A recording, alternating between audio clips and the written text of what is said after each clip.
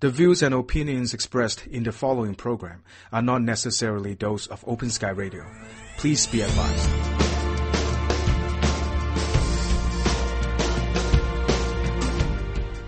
Good evening, everybody, and welcome to the Fire You Can't Put Out. This week, me, solo, again, Melvin here with you, and again this week, my partner is over in Hong Kong. Hello there, Kevin. I hope you're enjoying yourself out there.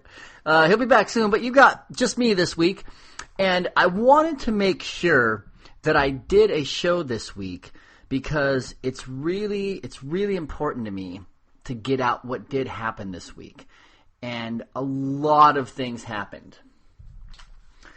I want to start with a couple of stories, and you'll see how I put them together here in a minute. But I'm calling it Meet the New Boss, same as the old boss, and you'll understand that in just a minute.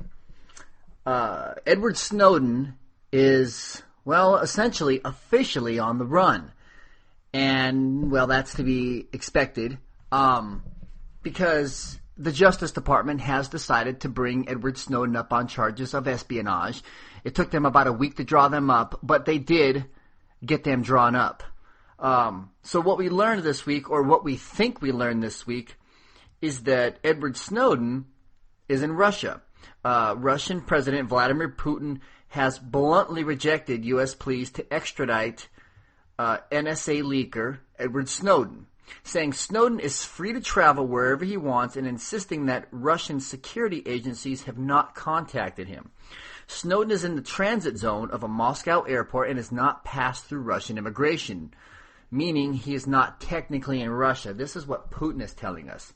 After arriving Sunday on a flight from Hong Kong, Snowden booked a seat on a Havana-bound flight from Moscow on Monday en route to Venezuela, then possible asylum in Ecuador. That's what he's seeking right now. And the government of Ecuador has tweeted out, it's interesting that that's one of the ways we get news out now.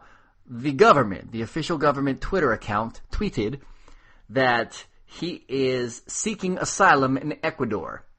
But what they learned is that he didn't board that plane that he was supposed to be on. So either A, he didn't board it, or B, he was on it, but he was so heavily disguised that nobody was able to pick him out. Snowden's whereabouts have since been a mystery, and Putin's comments were the first time Russia has made clear it knows where he is. Putin said that there is no extradition agreement with the U.S., and he is not going to meet the U.S. request.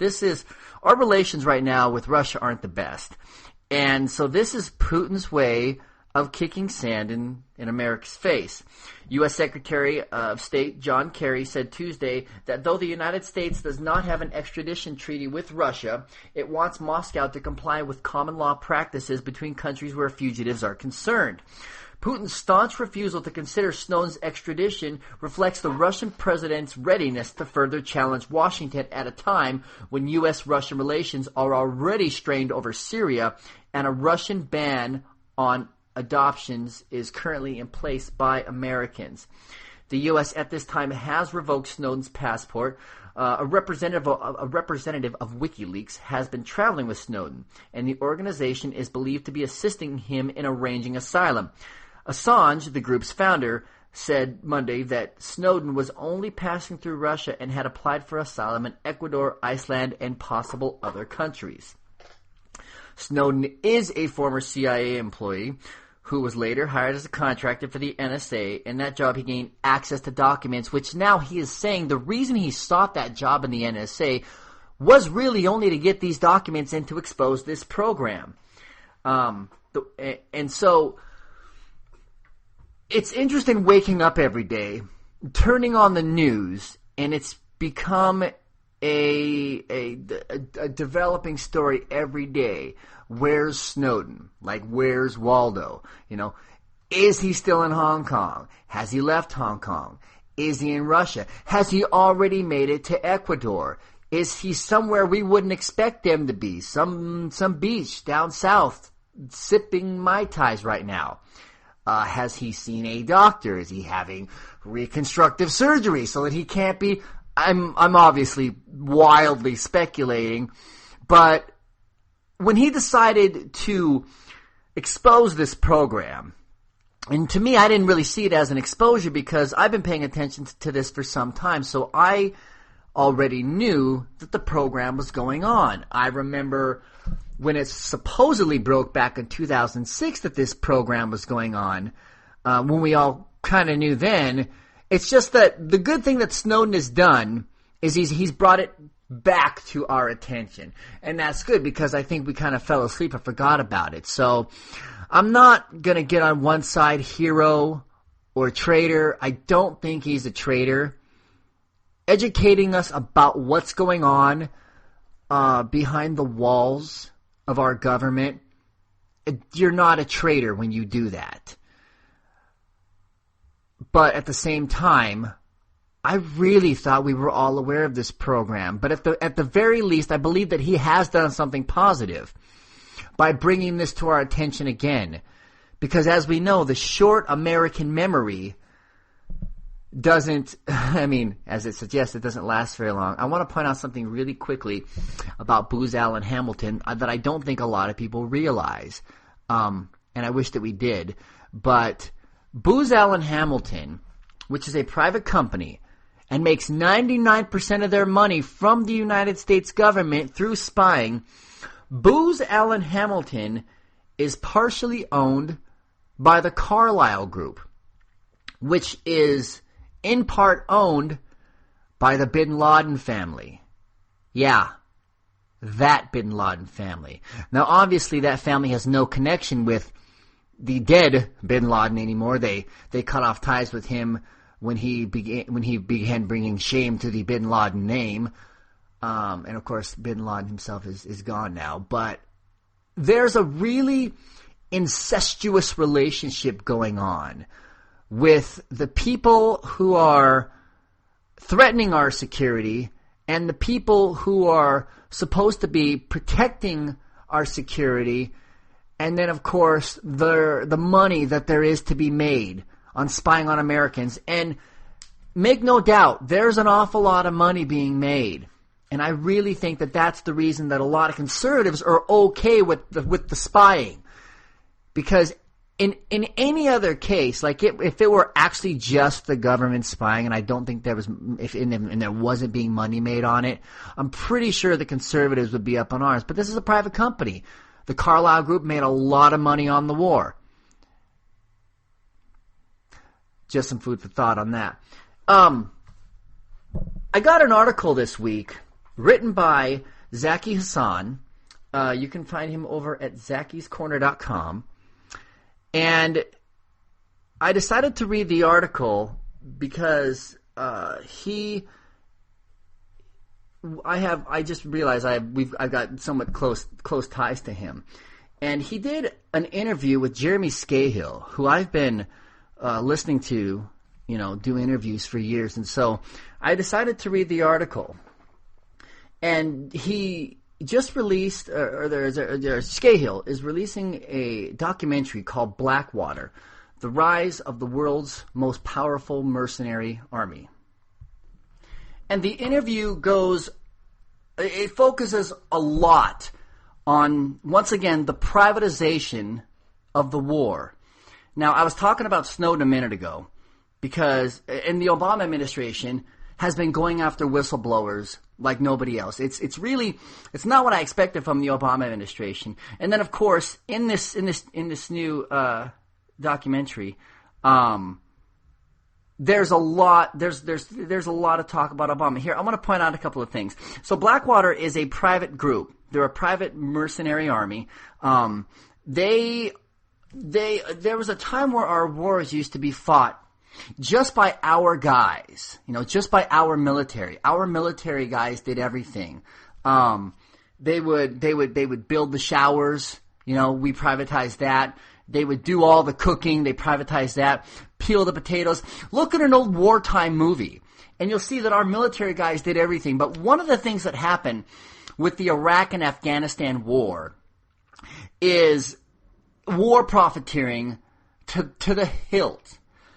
The Bush administration hired, and I think the reason, part of it is they want to make money on war, because really, after all the years we've been on this planet, the fact that anybody thinks that war is an acceptable form of conflict resolution, that just kind of shows that we haven't learned anything, unfortunately.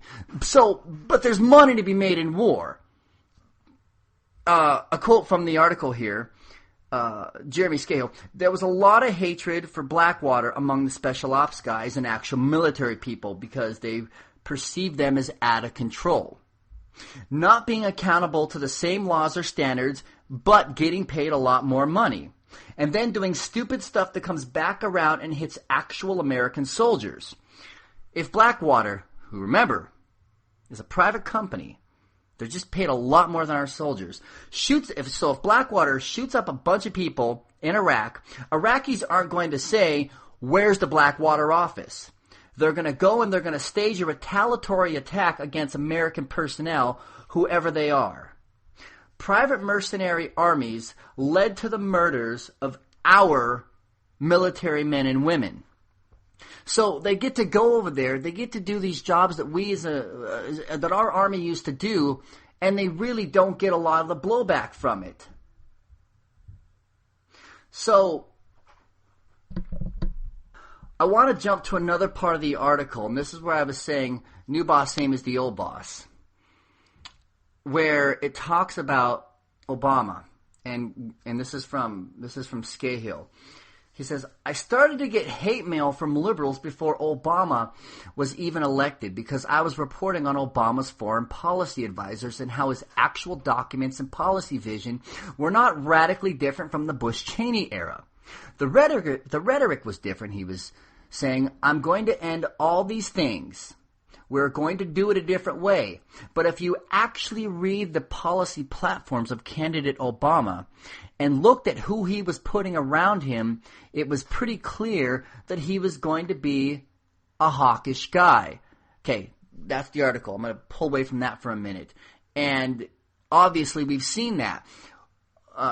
Generally, we as liberals, I'm a democratic socialist. That's where I find myself at on the political spectrum. But I suppose I'll side with the liberals on some things. I certainly voted for Obama.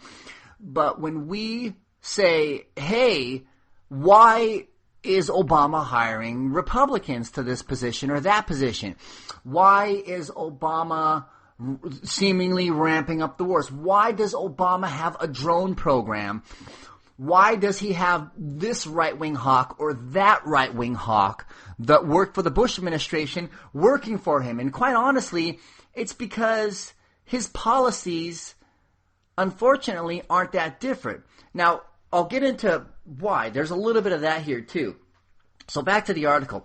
So I was already writing this scale again. So I was writing articles and getting hate mail, and then very early on in his administration, talking about Obama's, he authorized a drone strike in Pakistan, which ended up killing a number of civilians.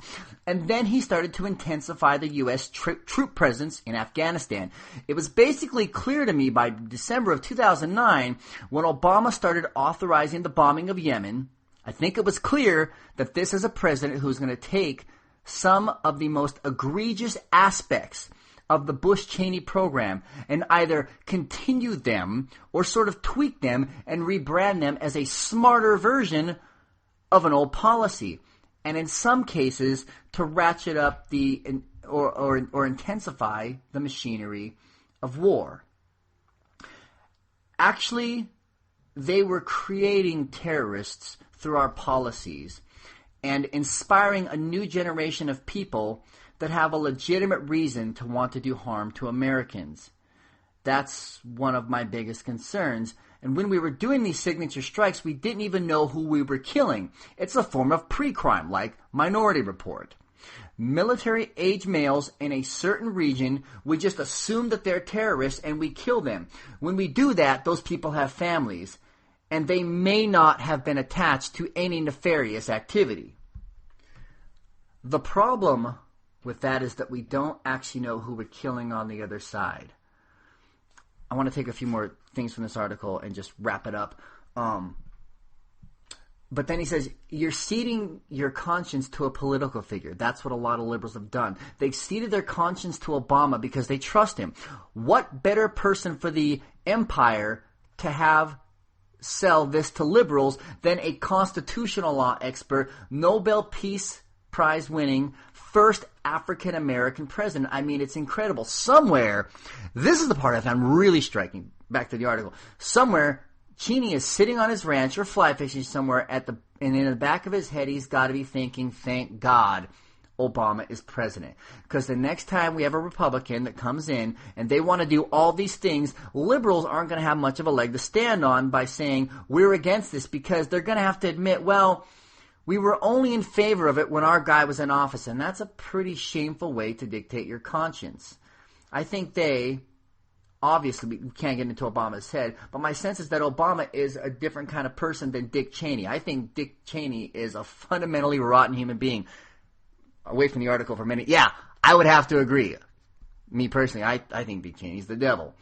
I think Barack Obama believes that I think he's a reluctant hawk, but he is a hawk. I think he believes that what he's doing is what's best for America's safety and security. And I also think that he is politically terrified of the idea of an attack happening against the United States because the Republicans will eat him alive or try to portray him as soft on terrorism.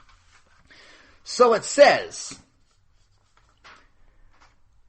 the reason he's continuing now, if you look at what happened with Benghazi, and there was obviously a real bad thing that happened with Benghazi. In another part of the article it points out, but you know what? The Republican clown car really just made a big circus out of it, and then none of us got to find out what happened in Benghazi. So they say, well, he's continuing these policies because and unfortunately liberals are standing behind him. I'm certainly not standing behind him. I don't like the drones. I don't like the wars. I don't like the spying. I think the best way, if we're really afraid of terrorism, we really don't like terrorism, and I feel like I'm starting to say this every show now. If we don't like terrorism, we don't want our country to be attacked, we should look to other countries that are not being attacked. You know what other countries are doing that's different from us? They don't have an empire project. That's seemingly what we have. For us to cavalierly go around the world and bomb people just because we think that they might be involved in nefarious activity, because we think that they might be doing wrong, because they're brown and they might be connected to a terrorist group, and maybe the terrorists will see us killing Middle Eastern people. Look, Canada's not being attacked, okay? Northern Europe isn't being attacked, okay? It's us, right? And when we get attacked, we go, why? Why, oh why? It must be because they hate our freedom. No, it's not because they hate your freedom. They're bombing you. They're attacking you. Terrorist activity is going on in your country because we have bases in pretty much every country around the world. And they operate all the time. And it's too easy to have something like that and start a war somewhere. There's too much temptation to have all these bases everywhere and to have them just benign. Just sitting. That's not going to happen.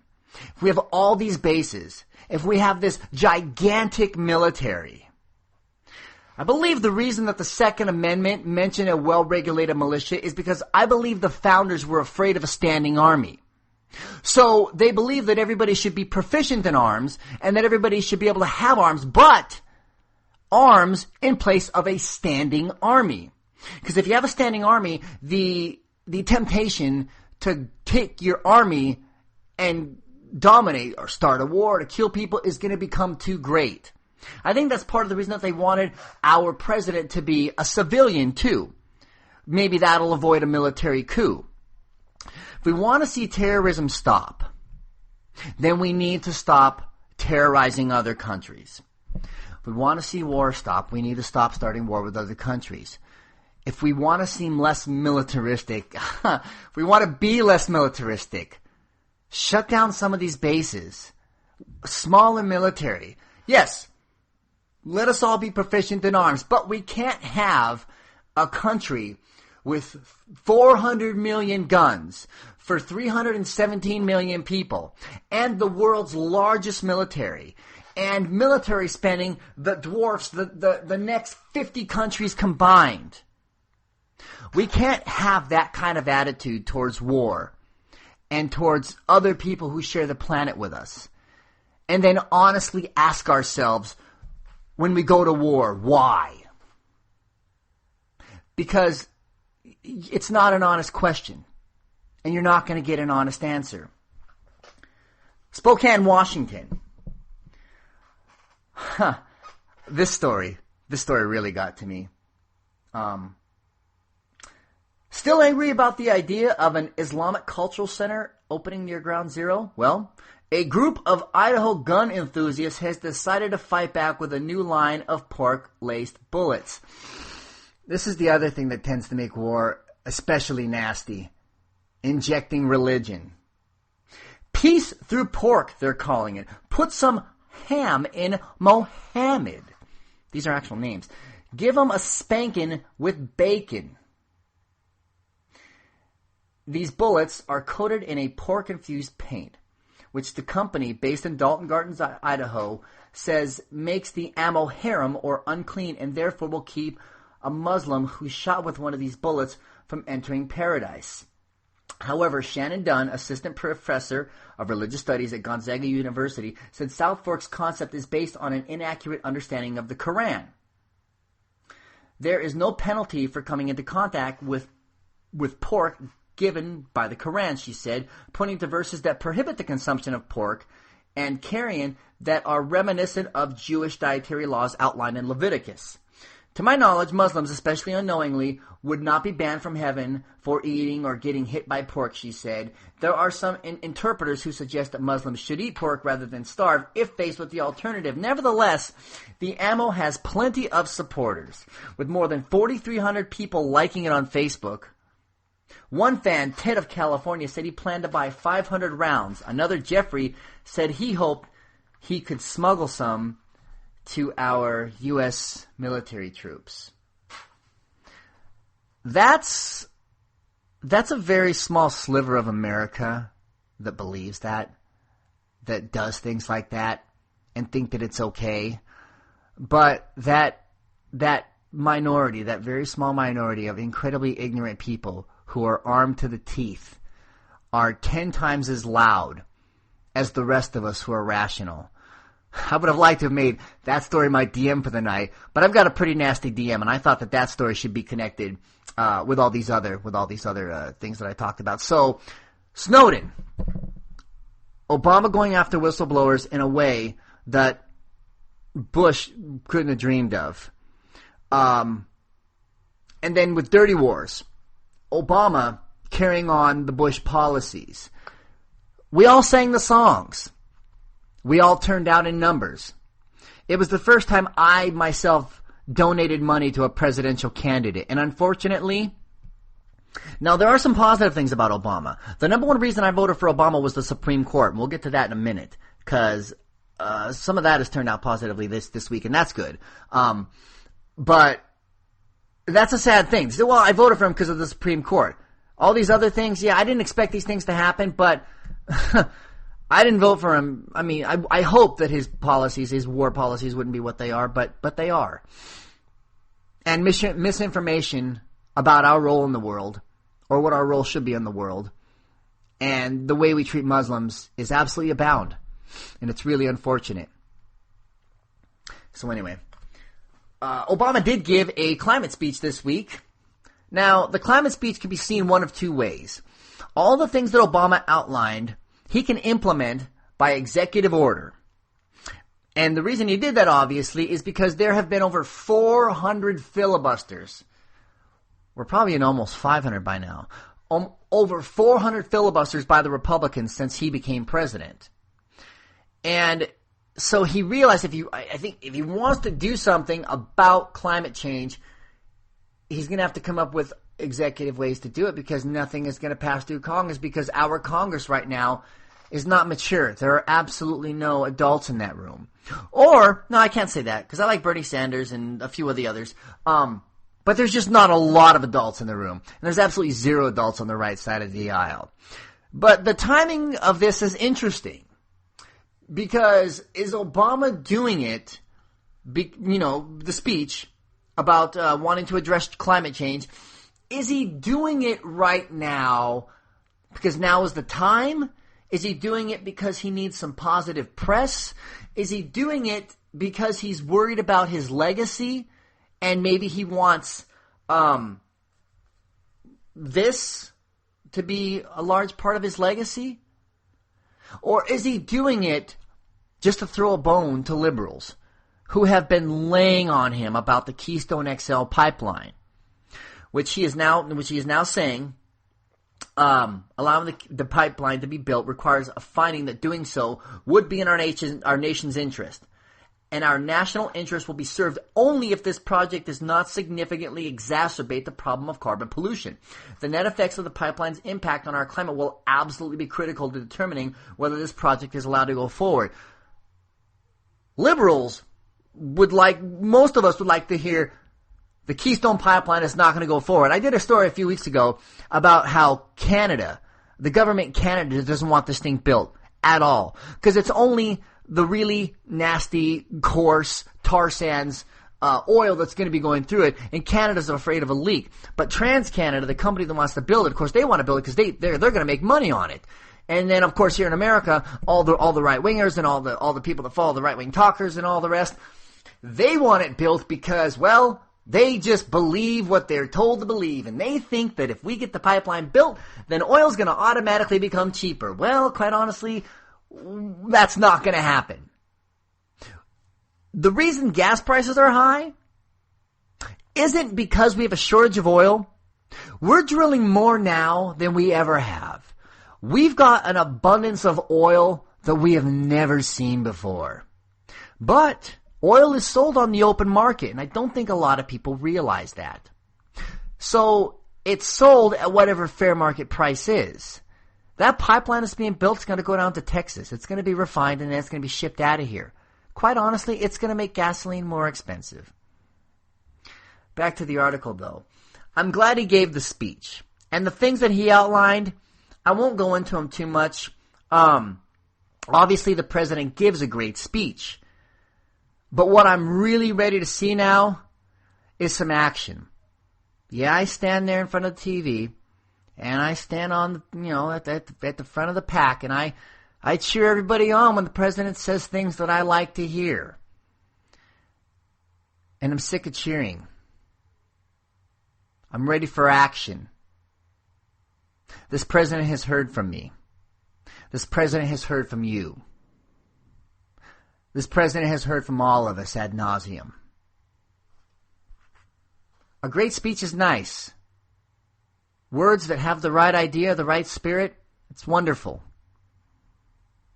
But words aren't going to do it anymore. We want action. You got a second term. I don't mean to be disrespectful to the office of the presidency, but you need to move, President Obama. He mentioned in the speech our children. We need to do this for our children. You're damn right we need to do this for our children. You're the leader of the free world. It's in your hands. Let's hope you do the right thing with it. Some positive news. Massachusetts held its special election this week, and it's really no surprise that Markey beat Gabriel Gomez. He defeated Republican businessman, I love that they call him that, Gabriel Gomez, in the Massachusetts special election. The result was predictable, as Markey has had a solid lead in the polls since winning the April 30th primary, and Gomez has struggled to gain much traction in the traditionally Democratic state. Markey embraced national Democrats, including President Barack Obama and former President Bill Clinton, while Gomez got little help from national Republicans, who are very unpopular in the state. Thank you, Massachusetts, tweeted Markey. I'm deeply honored for the opportunity to serve you in the United States Senate. This is great. quite honestly. This is John Kerry's old seat. And, John Kerry is now the Secretary of State. So that's why we held this election, was to fill that seat again. So, and it's great that Markey's in there, because Markey is a good Democrat, and he has said that he's going to work with the president. The balance in the Senate essentially remains unchanged. Well, it remains unchanged, because this guy's filling an old Democrat seat. But congratulations to Markey, congratulations to Massachusetts, and congratulations to the left-leaning United States of America, because good night, we needed this. All right, so let's get into the Supreme Court. This was a very positive week if you are for equality and if you are for love.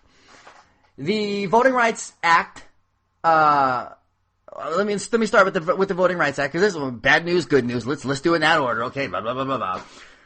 The Supreme Court struck down Section 4 of the Voting Rights Act on Tuesday, the provision of the landmark civil rights law that designates parts of the country must have changes to their voting laws cleared by the federal government or in federal court. The 5-4 ruling, authored by Chief Justice John Roberts and joined by Justices Scalia, Kennedy, Thomas, and Alito, that part's predictable. Sorry, back to the... ruled in Shelby County v. Holder that things have changed drastically in the South in the last 50 years since the Voting Rights Act was signed in 1965. The court's opinion said that it did not strike down the act of Congress lightly and said it took care to avoid ruling on the constitutionality of the Voting Rights Act in a separate case back in 2009. Congress should have updated the coverage formula at that time, but did not do so. Its failure to act leaves us today with no choice but to declare Section 4 unconstitutional. The formula in that section can no longer be used as a basis for subjecting jurisdictions to preclearance. They didn't strike down Section 5, which is what we were all afraid of, which is the preclearance requirement itself.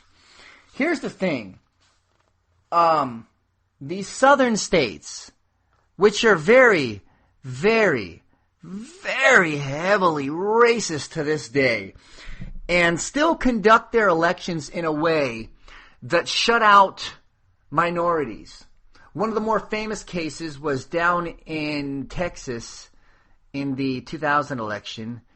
A lot of African Americans were stricken from the voter rolls when it was said that their names, that they were felons. And what wound up coming out later was that their names were only similar to people that were doing time. But when they showed up to vote, they were given a provisional ballot. And a provisional ballot is really just a shut-up ticket, just a shut-up ballot. Don't talk. Don't vote. They're not counted. They're not used. You get to vote, but it means nothing. And the Voting Rights Act blocked doing things like that. A lot of the problem we have in elections is with polling places, because in largely African American districts, what the states, the southern states will do is in African American districts, they'll put maybe one polling place with like 2 machines. When there's like 5,000 people that need to vote. And then in a place where there's a couple of hundred white people in a, white affluent area, they'll put dozens of polling places with tons of machines. And they do it intentionally. And then a lot of African Americans and poor people end up standing in line for hours and hours. Sometimes they step out of those lines. Even as recently as the 2012 election, states got in trouble for doing that. For obviously trying to keep minorities away from the polls, because minorities overwhelmingly vote Democratic. And then, of course, there's a group out there called True the Vote, which their job right now is voter ID laws and things of that nature. Because, see, True the Vote is a right-wing group. True the Vote believes that if you want a gun and you want a drum magazine that holds 100 rounds, you should be able to buy it. Buy as many as you want, as many rounds as you want, with no questions asked. Because if anyone asks you questions, it's a violation of your Second Amendment right. We've had a lot of shootings this year, last year. But they also believe that if you want to vote, you need to jump through hoop after hoop after hoop if you're not white and affluent. Now, the group themselves denies any of this, but the laws that they're trying to get enacted overwhelmingly disenfranchise disadvantaged neighborhoods and minorities.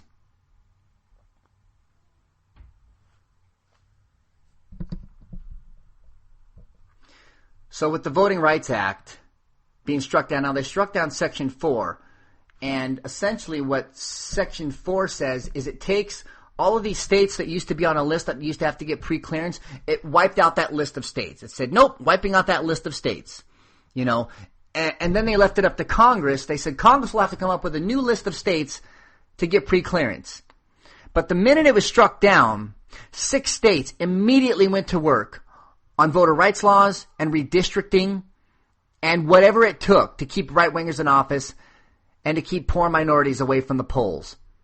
Within hours of the decision coming down, they started passing voter rights laws.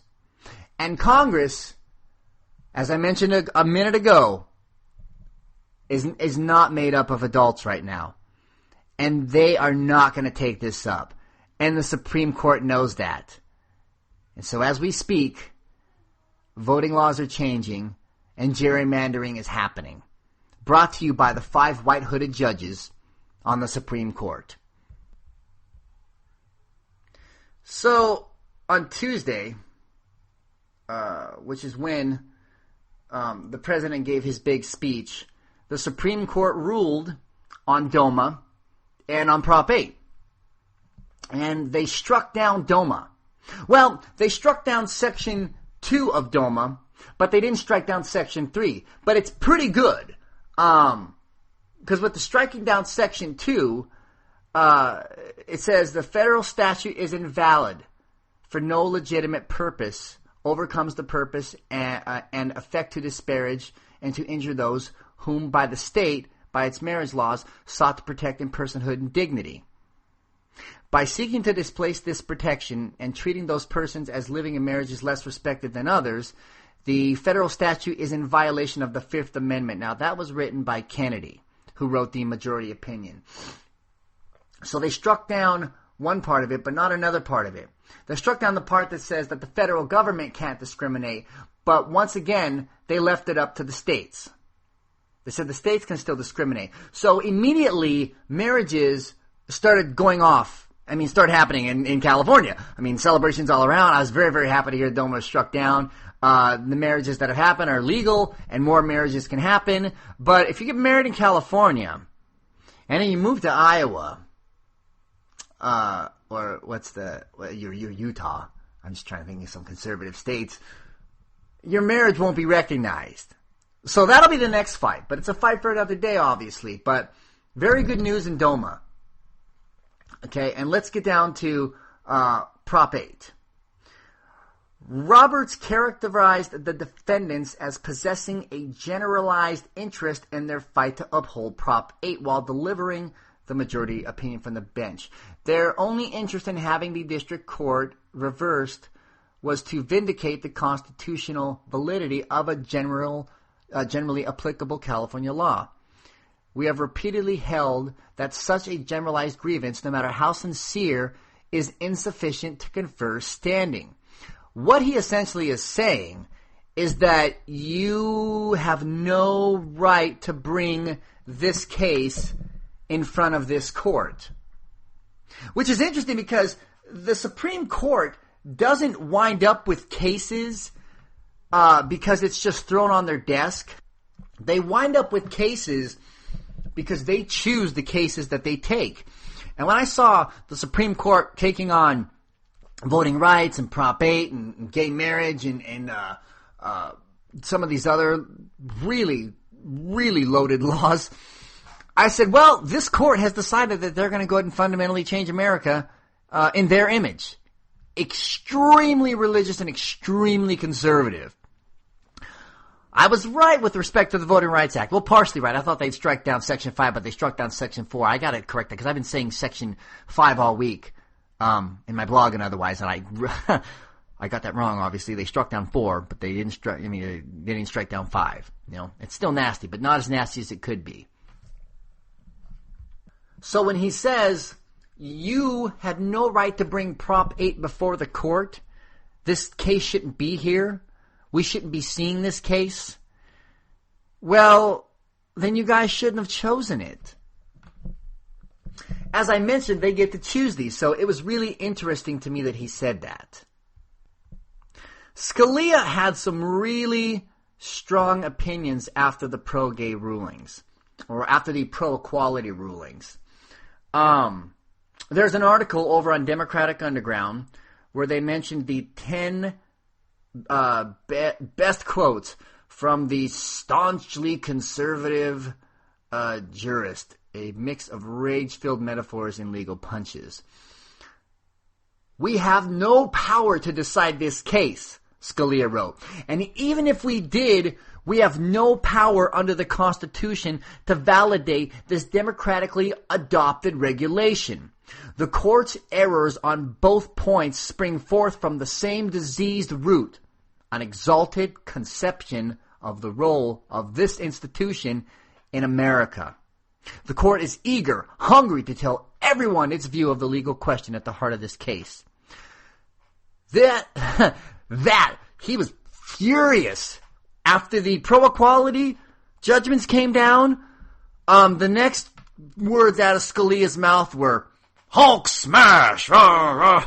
I'm just, sorry, I'm making a joke here, quite honestly, but, so, he goes on, that is jaw-dropping. It is an assertion of judicial supremacy over the people's representatives in Congress and the executive, he wrote, adding that the framers of the Constitution created a judicial branch with limited power in order to guard the right to self-rule against the black-robed supremacy that today's majority finds so attractive. Here's the thing. I don't disagree with Mr. Scalia on these points. Oh no. I believe these are fine points. But when it came to the Voting Rights Act, he had no problem being that diseased root. When it came to Citizens United, he had no problem with that black-robed supremacy when he put our elections up for sale. When it came to Bush v. Gore, which he to this day still very callously says, get over it. Right? It's not like the Bush presidency caused any harm. Oh, Scalia, you make some fine points, but you're only furious because you're a homophobe. And Prop 8 and DOMA didn't come down the way that you wanted them to. You don't get to scream about black-robed supremacy and diseased roots and the framers and the Constitution and all this other crap only when it suits you. Yeah, since the Marbury versus Madison, which I'm not going to get into today because I'm running short on time, but ever since the Marbury v. Madison decision in 1803, the court has taken amazing amounts of power upon itself. More power than it should have ever had. When I said earlier that I voted for Obama because I wanted him to pick the Supreme Court justices, I liked the Supreme Court justices he picked. That is a pathetic thing to say. Because the presidency and Congress and the Supreme Court are supposed to be co-equal branches of government. But the Supreme Court is now the most powerful. There's no co-equal. They're the most powerful. So the fact that I pick a president based on the fact that he picks the Supreme Court, it's wrong. It's not wrong that I'm choosing, but it's wrong that that is the choice that I'm faced with. Scalia, they're fine points. But you should have made them 15 years ago. And you should have stayed the hell away from Bush v. Gore. Citizens United. Prop 8 and DOMA. yeah, you're right. You have no right to rule over these things. And you shouldn't have overturned the Voting Rights Act. But, words from a screaming racist, homophobe. Congratulations to my gay brothers and sisters. They deserve this. They deserve love. They deserve the benefits of marriage. They deserve to have families. They're really no different than us. The gay agenda, to get married, to fall in love, to raise children, to buy a home, to work, to go on vacation, to own a car, your own personal chariot, a backyard where you watch them play, to grow old and die with the person you love. That's the gay agenda. And that's my agenda. It's everyone's agenda. It's a human agenda. So congratulations to my gay brothers and sisters. You deserve this positive ruling. You deserve equality. You deserve love. You deserve respect. If you're going to work and you're going to earn money, you're going to pay taxes, you're going to contribute to society just like the rest of us, then you shouldn't be treated different from the rest of us. When your loved one is dying in the hospital, you should get to see them. When they pass on, you should get to take over their estate if that is if that is your dying partner's wish. Love is love. And it's as simple as that. Good week, bad week, huh? It was a busy one. I want to do my DM real quick. Lamar Alexander says the minimum wage should be abolished. Senator Lamar Alexander, the ranking Republican on the Senate's Labor Committee, said in a hearing Tuesday that he would prefer to see minimum wage abolished. Abolished! Get rid of it! Alexander's declaration came amid a back and forth between a witness from the Conservative Heritage Foundation and SENS, Tom Harkin, Democrat from Iowa, and Bernie Sanders, independent from Vermont. The trio had been debating what kind of impact a higher minimum wage would have on the theoretical worker. And it seems Sanders wanted to know whether the witness opposed the raising of the minimum wage or having a minimum wage at all. There are some conservatives who do not believe in the concept of a minimum wage, Sanders said to a witness, James Shirk, a labor policy analyst at the think tank. Let me jump in, Alexander then said. I do not believe in it. The policy debate had been lively with interruptions all around as Sanders grew excited at Alexander's interjection. So we have a ranking member, Sanders responded. All right, there we go. Sanders turned to Alexander. So you do not believe in the concept of a minimum wage? That's correct, Alexander responded. You would abolish the minimum wage. Correct. And if someone had to work for $2 an hour, Sanders continued, they would work for $2 an hour? Alexander went on to compare a higher minimum wage to welfare and things of the like and Republican doublespeak. If you can't, and I know that this isn't an original thought, but I feel like it needs to be said aloud. If you can't afford to pay your employees a minimum wage, you do not deserve to exist as an American company. That's it. Don't complain to me about Obamacare and taxes and all these other things that are part of a civilized society. If you can't pay your workers a living wage, you do not deserve to exist. And Lamar Alexander, you are my dishonorable mention. I want to mention Wendy Davis, and then I want to get into my final thought.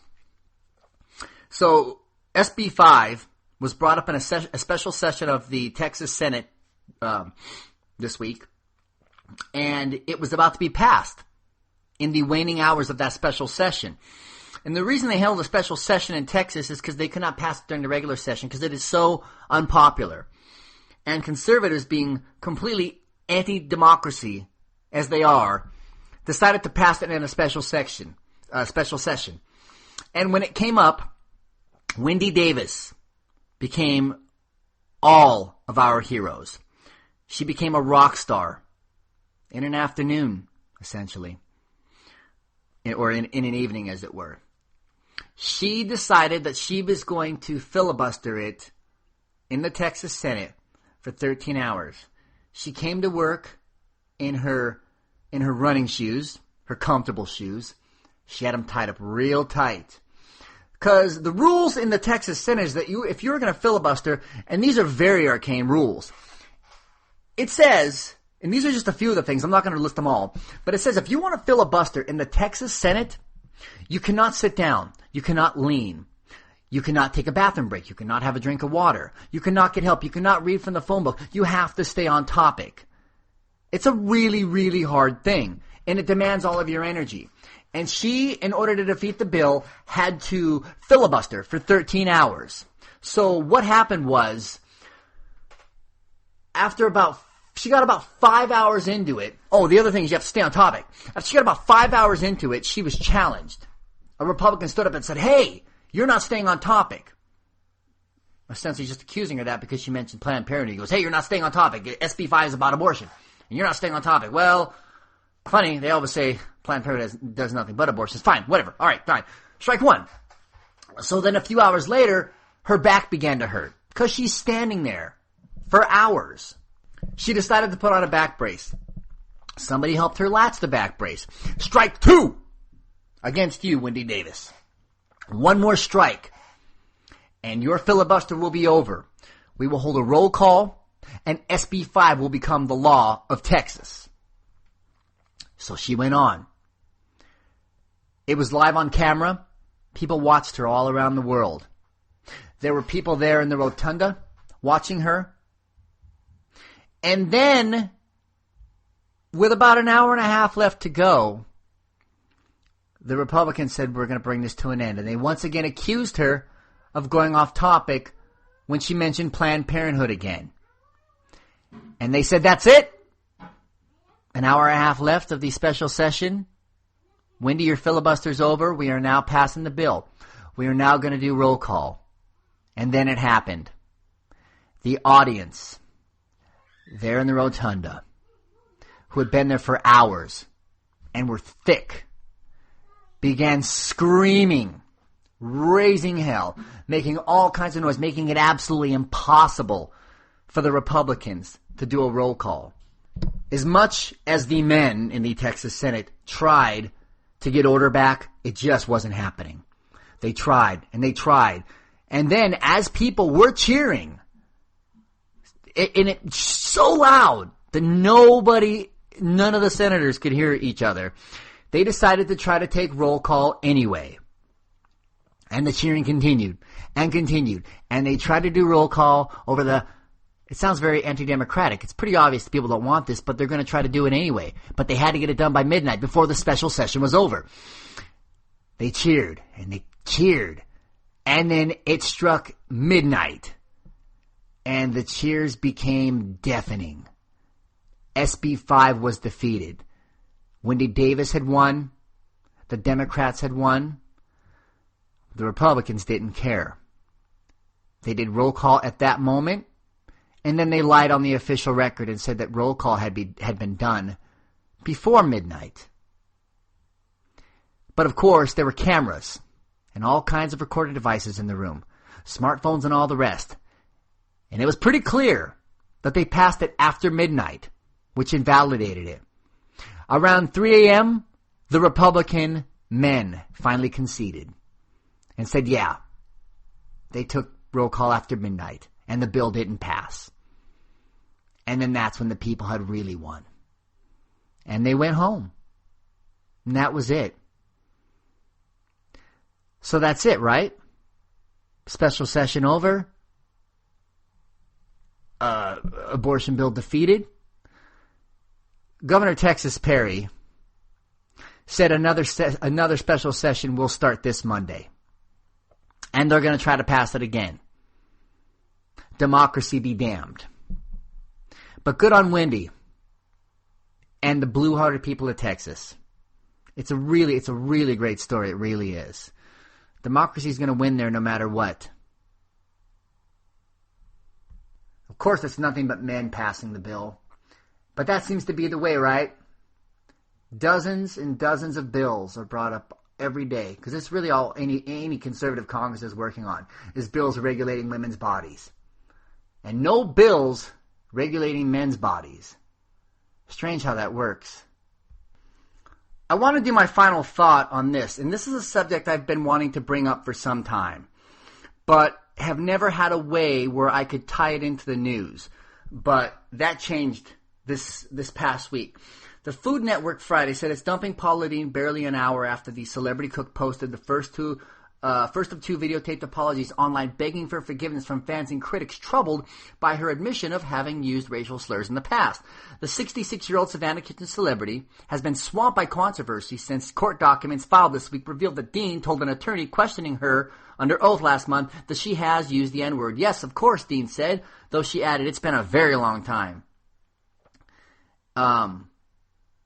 So this week, Paula Deen became even more of a household name after it was revealed that she used the N-word in a free and thoughtless manner in the past, and even took part in planning a slave-themed wedding complete with masters and slaves.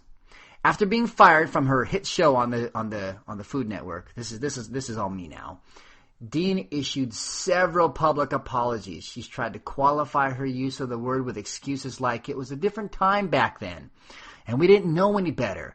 And that's just the way it was, and even saying that it was done out of anger or frustration after a number of years back, long before she became famous, obviously, she was held up as a bank teller.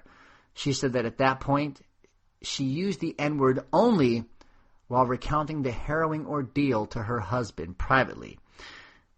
She then pointed out, though, there is no excuse for using that word. I want to say something about this. I don't particularly care for this word either.